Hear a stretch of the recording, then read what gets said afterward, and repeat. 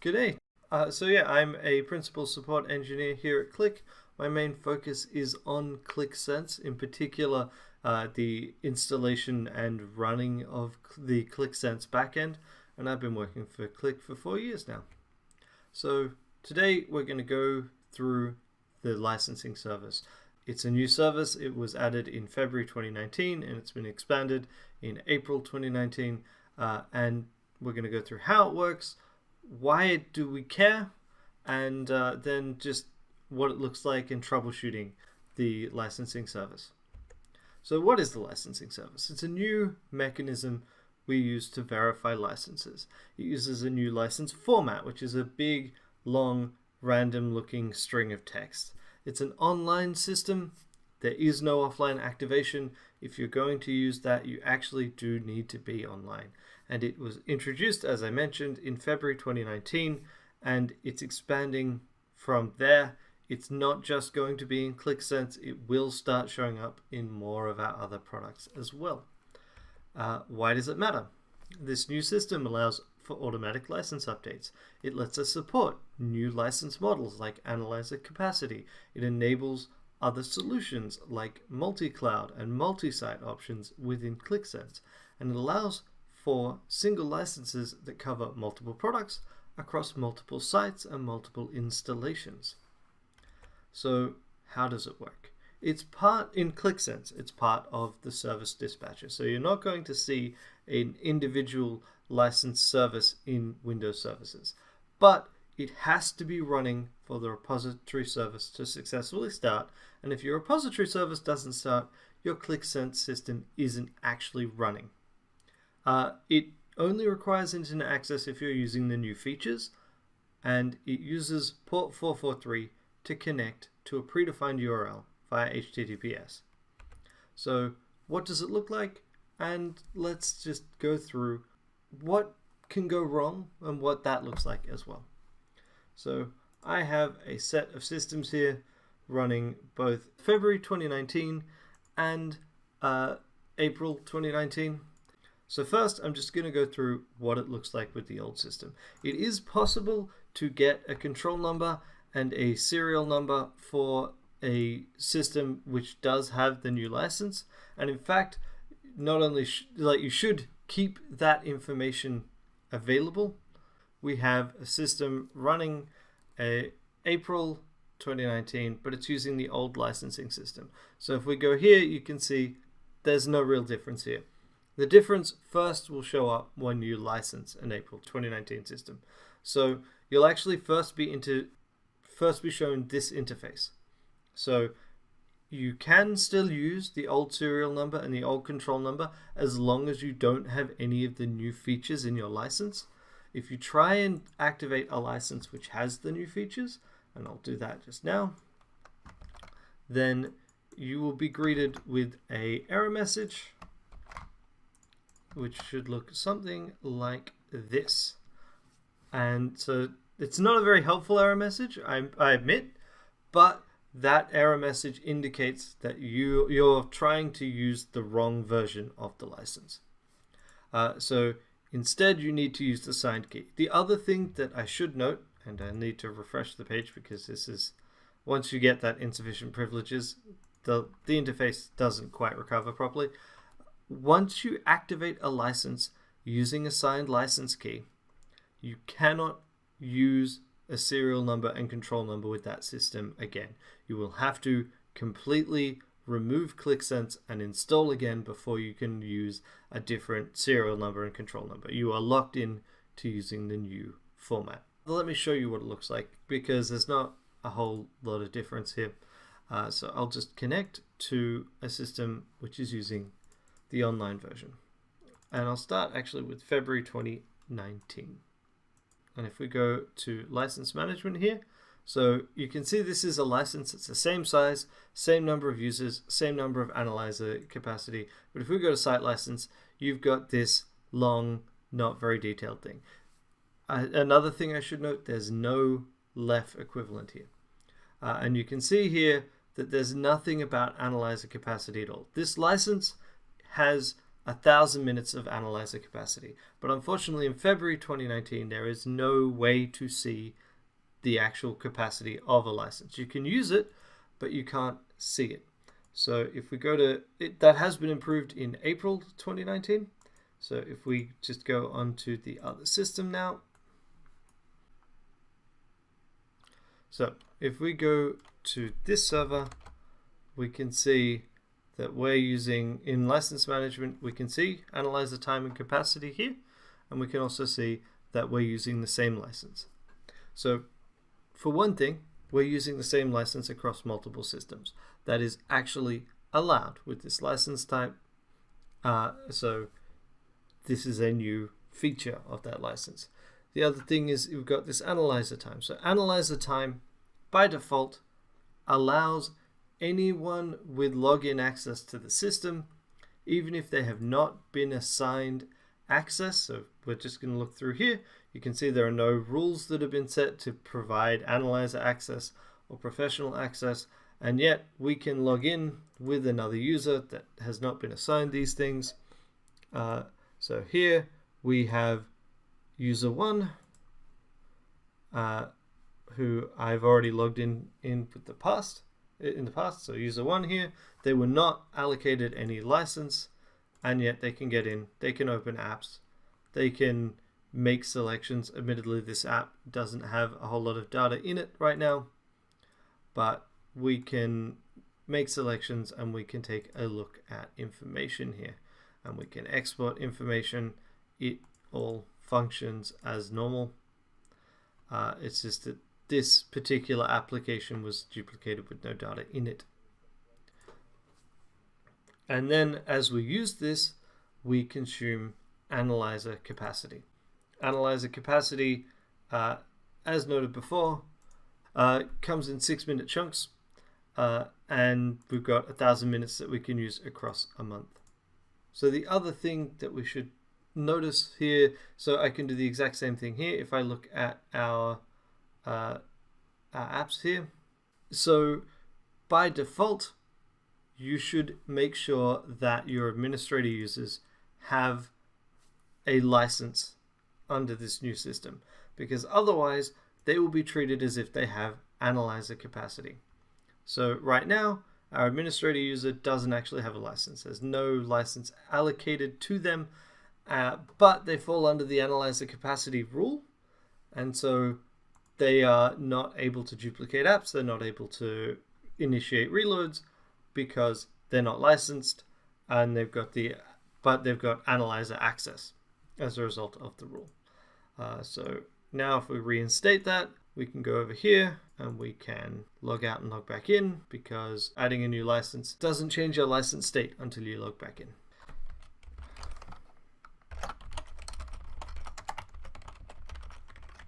So we log back in, and now we should be able to actually reload applications. There we go, reload now. All right, great. And so on this system as well, since we've got that rule in place, we can go to the hub as user 1 and user 1 password.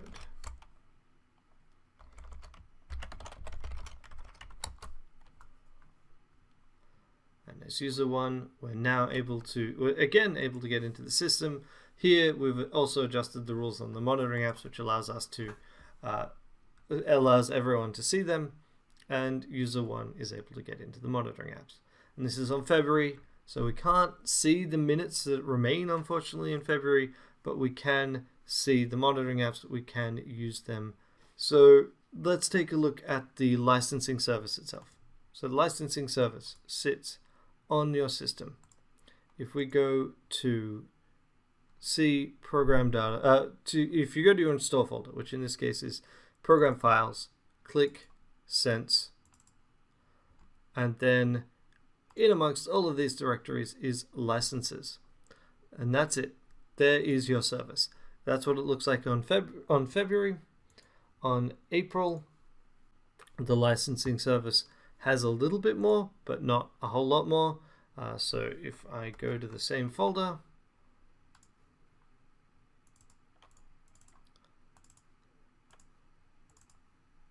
you can see there's a little bit more, but still not a whole lot of information available there. There's not a lot of configuration that's possible, and there's really not a lot that is then supported. You can see, however, here it is actually logging the connection to the database. It does have a log file, so the log file goes in program data like most of our log files, and then in an equivalent folder, licenses, you can then see there is a log file here. I would recommend using Notepad++ or some other log reading tool, because unfortunately if you just open this with Notepad, so I'll just open that there, it does not use standard Windows line endings, and so everything tries to get put on a single line, which makes it a lot less readable. The logs are not really intended for end user processing, but they are there. It does give you an idea of the status of the system. The new licensing service is an online system. It requires internet access. That doesn't mean, however, that a temporary hiccup with your internet connection will kick you out, kick all of your users off your system, or anything like that. We have a grace period. We actually have 2 different grace periods built into the system. So your online features, some aspects of them need to be online to work, but for example, analyzer capacity on an individual site will still continue to function after you break your internet connection. So now let's connect to my offline system. So this system, it's got a couple of rules in place to ensure that the licensing service cannot connect. And earlier today, not that much earlier today, I implemented these rules. So currently, the system is actually unable to connect to the licensing backend. And we should be able to see this in our log files for the licensing service. So if on this system, we go to the licensing log. So let's just check to see if the licensing service has realized that it's been cut off yet. So here, it was only cut off very recently. It hasn't realized just yet. Let's speed things up a little bit by restarting the service dispatcher. And in the meantime, one thing I do want to point out is if we go into the QMC, there is no indication about the status of the licensing service at this stage. So you've got no indication there that the licensing service is off or not running. You may get a clue when you go to license management, depending on how quickly it's come back up. So here is a clue that your licensing service is down. The license usage summary is missing. If the licensing service is not running, you won't get any details here. You won't really be able to see the status of any licensing you have within your system. And when you go to site license, it will actually show you something that looks like the old interface. It's up again now though, so we can go through and do the other part of this demo. So let's log in with user 1. Also, let's first confirm, according to our log files, that the licensing service is down.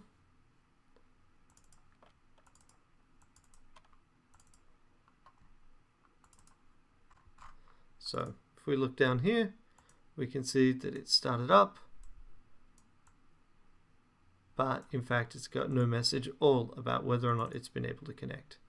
So if we go to the hub right now and we log in with user 1,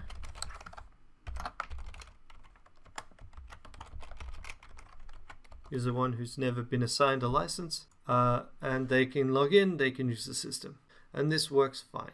Let's first confirm, according to our log files, that the licensing service is down.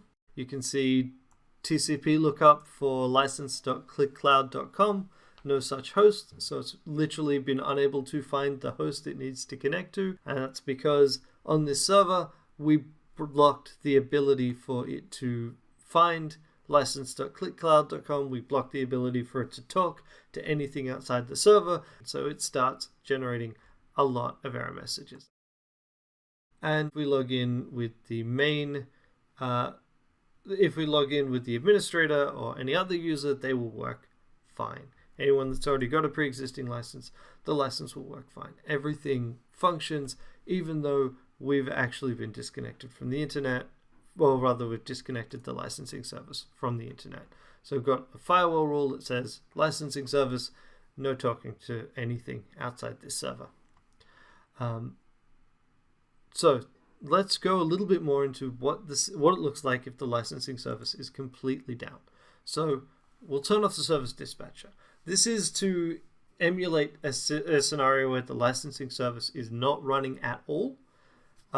Your system won't actually be able to start up in this state, but let's say, I don't know, the licensing executable breaks, stops running, and somehow is unable to start up again. If we now go to license management, as I said, the interface will look strange. This is the only indication you have that it's not working. You get no usage summary. You get errors if you try and go to your actual rules.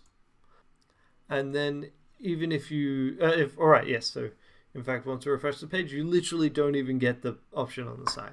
And if we go down to site license, what we see is the serial number that the license would have used. We don't have a lef, we don't have an owner name or organization, there's no control number, but this tells you your licensing service is down. Once a licensing service is down, it can't display the information it should. So what do you do about that? Well, ideally you go and you check to see that service dispatcher is running and you start it up. If it's not running, you start up service dispatcher. As soon as it starts up, this will come back. The other thing to look at is the log files. So as we saw before, we can see the log files in program data, Qlik, sense, log, licenses. So as a service dispatcher service, it means it does not archive. These logs do not get archived. They're always going to be on the server. And we can then see the server start up. We may be able to see error messages. If ideally you want to use something like Notepad++ or WordPad to read these because they don't have standard Windows line endings. The problem with WordPad is it can't open a file that is open for writing by another process, but we can actually at least see the line endings with this. And you can see that this is encountering errors because it was unable to make certain connections. But we can see, you can see an error, assignment sync failed. So it's been unable to communicate with the backend, but it is in fact functioning. So here we go. The service is up, however, we can, if we refresh the page, we can actually get at the correct interface, we can get at our rules. The other thing is if you want to see the rule that governs analyzer access in your system, unfortunately you can't yet see it in license management. There just isn't a page created to see it yet. It is, however, accessible. You can access it via the audit interface. This is a little weird. This is a workaround, and it is documented in our knowledge base. So if we go to security rules here, we can audit the security rules in our system.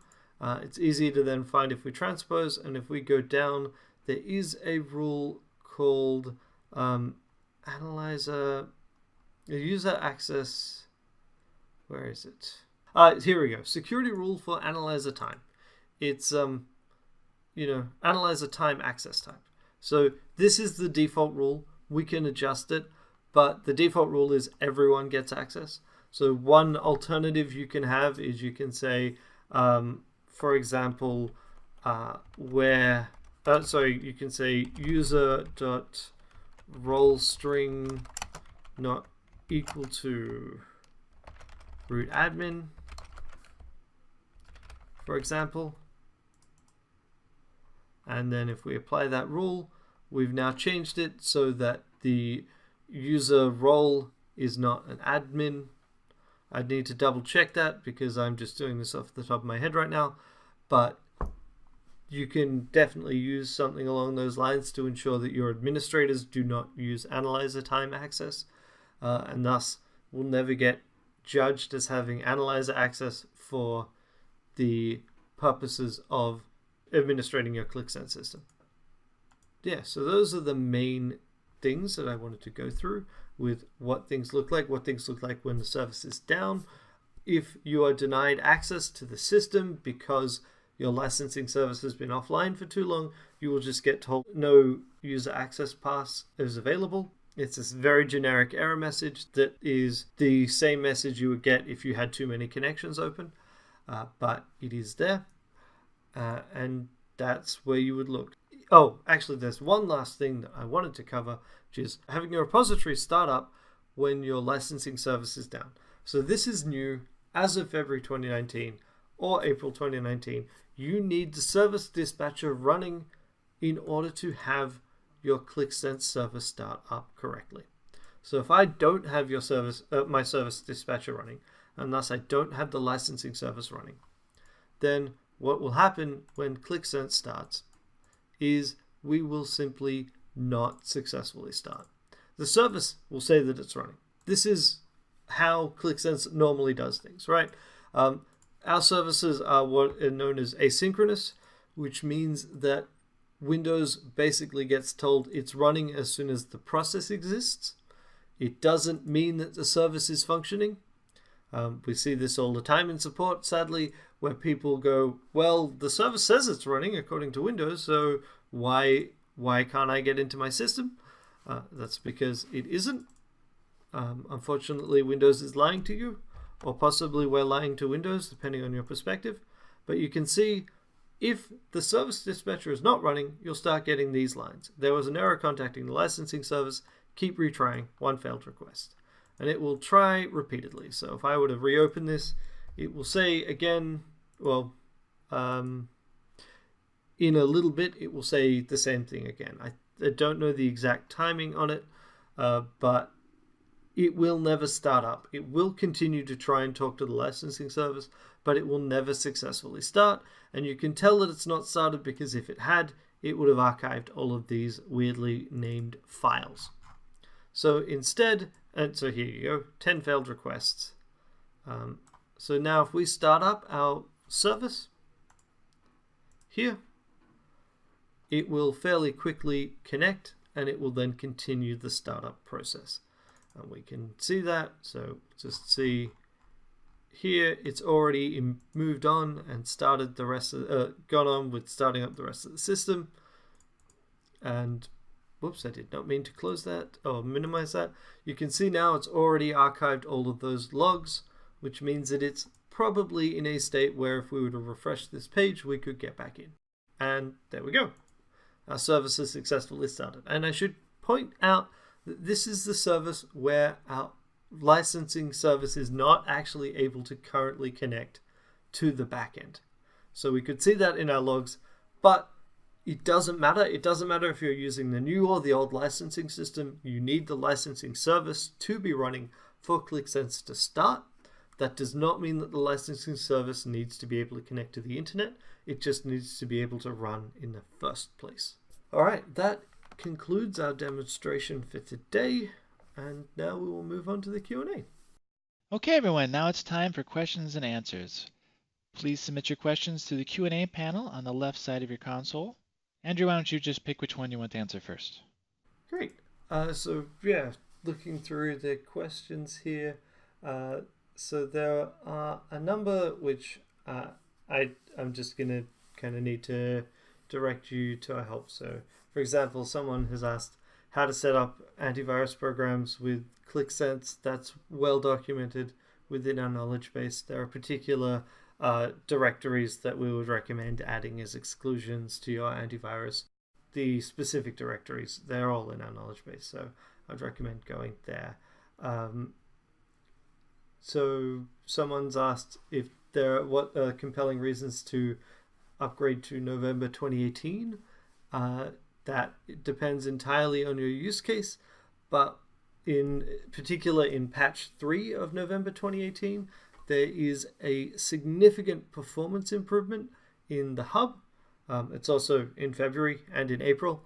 So if you have a large deployment with a large number of applications and have noticed that your hub is taking a long time to load, then I would recommend upgrading to that. It is a change in behavior. We've re-architected how we load apps, load the list of applications that needed to be populated in the hub. And so it's significantly faster if you've got a lot of unpublished applications. But the downside is you can't have a unpublished application shared with someone that doesn't own it anymore. I mean, you can, but you can't see it in the hub. So then how to scale QMC? No, that's not something that's very clear. Can you use QlikSense licenses with QlikView as well? That is something that I would keep an eye out for more details on. It's not really within the scope of this presentation, but that is one of the features that this licensing service is built to support.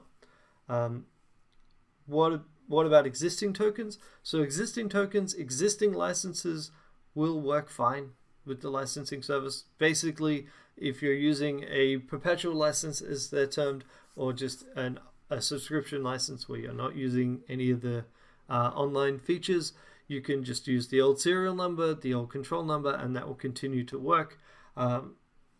Like the end vision is that those will eventually go away, but it's eventual. I don't know what the time frame is on that. I would not anticipate it being anytime soon. Can you still acquire individual tokens? Yes, you can. As you could see in the licenses that we were using today, there were 10 individual professional and 10 individual analyzer tokens. Even with analyzer capacity, you still have individual tokens if you want them. You just also have the option of having capacity on top of that. As with the very old token system that we used to use, the entire point of having these different levels is sometimes you've got, users that will only interact with your system very rarely and very lightly, but you still need to have them to use it. This is a cheaper way of managing that. And similarly, if you're expecting to have anonymous users that you can't really assign individual licenses to, this is one way of achieving that. Someone's asked, what is the service that actually performs reloads? Well, the service that actually performs the reload is the engine service. The engine service is what opens every app. Anytime anyone opens an app, regardless of whether it's in the hub, whether it's through a mashup, or whether it is through a reload, it is opened by the engine, and the engine is the one that performs the actual operation. The user that the engine is acting as changes, but it is ultimately the engine that does it. How many types of QlikSense licenses are there? So there is token-based licensing, which is the oldest system where you had tokens, and those tokens allowed you to have people with full access, or people with, you could split them into pools, which would allow you 1 hour access. So you've got user access passes and login access passes. There's analyzer capacity. So there's analyzer and professional, which exists as a token-based model as well. And now there is also analyzer capacity. And then there's also core-based licensing, where instead of paying for users, you're paying for the number of cores you can assign to engines. And there's also the analytics platform, which is a kind of a different product, but it's still QlikSense at its base. And it's another type of licensing.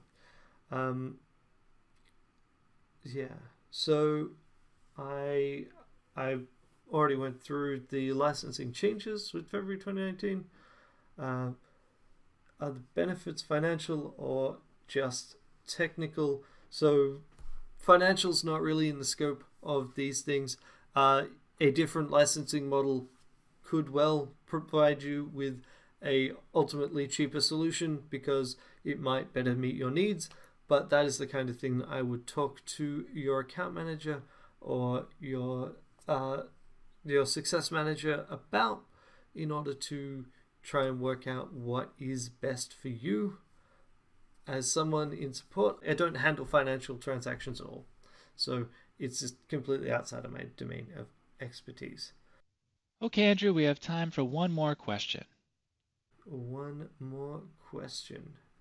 Common mistakes to avoid during a multi-node setup. So we've done STTs about some aspects of multi-node setup before, but the most common one I would say is in large deployments, you don't adjust the max. There are a lot of people that just don't adjust the maximum connections that the database can handle, and the default, unless you change it, is 100 connections.